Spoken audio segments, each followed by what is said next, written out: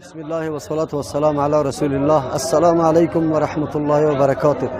به همه شنونده ها و بینندگان گرامی و همه مسلمان هایی که در هر گوشه دنیا زندگی دارند، از همه اولتر عید پرمیمنت سعید اضحی را برایشان تبریک میگم. امیدوار هستم که ان شاء الله درسای عظیم شخصیت بزرگ تاریخ اسلام ابراهیم علیه السلام در قلبایشان زنده شده باشه و تعهد سپرده باشند که آینده زندگی خود مطابق منهج ابراهیم علیه السلام به پیش ببرند.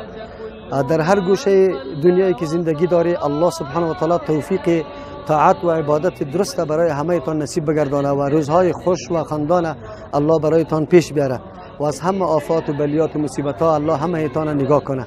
برای همه تان عید مبارک باشه. تقبل الله منا و منکم صالح الاعمال. جزاکم الله خیر. مجد بر مؤمنان عید سعید آمده.